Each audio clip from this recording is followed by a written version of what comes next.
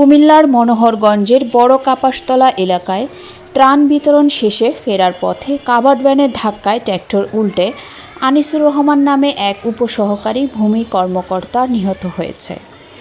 এ সময় আহত হয়েছে আরও 4 জন। শুক্রবার সন্ধ্যায় জেলার লালমাই উপজেলার কাপাসতলা এলাকায় এলে অপর দিক থেকে আসা দ্রুতগতির কাভার্ড ভ্যানের ধাক্কায় ট্রাক্টর উল্টে ঘটনাস্থলে আনিসুরের মৃত্যু হয়। আহতদের উদ্ধার করে কুমিল্লা মেডিকেল কলেজ হাসপাতালে ভর্তি করা হয়। নিহত আনিসুর রহমান বুড়িচং উপজেলার ময়নামতি ইউনিয়নের নামতলা গ্রামের আলী আকবরের ছেলে। সে চট্টগ্রামের সীতাকুণ্ডের টেরিয়াইল ইউনিয়নের সহকারী ভূমি কর্মকর্তা হিসেবে কর্মরত ছিল।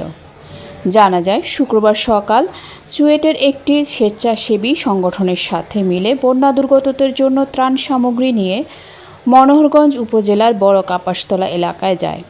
সেখানে ত্রাণ বিতরণ শেষে ট্রাক্টর করে বাড়ি ফিরছিল। সকালে ওদের সাথে আমরা উঠছি, ওদের ত্রাণ বিতরণ করে ঠিক আমরা প্রায় 1000 ত্রাণ দিছি, আর কিছু হচ্ছে ইয়াতে খাবার টাবার দিছি, সব কিছু মিলে আমরা আসার সময় বিজরা বাজার পার হওয়ার পরে এখানে একটা কাপড়তলা এখানে ইয়ে আছে, ওইখানে একটা কাভার্ড ভ্যান এসে আমাদেরকে ধাক্কা দিয়ে দেয়। গাড়িটা উল্টে যায়, যারা রাস্তার এই পাশে পড়ে তাদের অবস্থা খারাপ। একজন তো মারা গেছে। ভাইয়া, আমার বন্ধুর মামার আমি বাঁচাইতে পারিনি ভাই। আমার বন্ধুর মামা আনিস ভাই বাঁচাতে পারিনি। আনিস ভাইরে বাঁচাতে পারিনি। আমি কইছিলাম যে 1 মিনিট দাঁড়ান ভাই, 1 মিনিট দাঁড়ালে বাঁচতো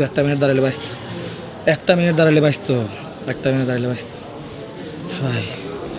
আনিস ভাই একজন ভূমি কর্মকর্তা, সীতাকুণ্ডের ভূমি কর্মকর্তা।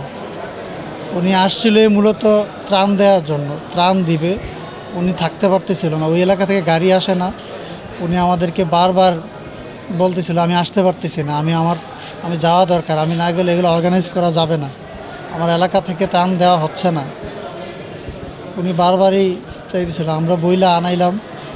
উনি আসার পরেই ত্রাণের কার্যক্রম শুরু করছি। আমরা মনোহরগঞ্জে গেছিলাম।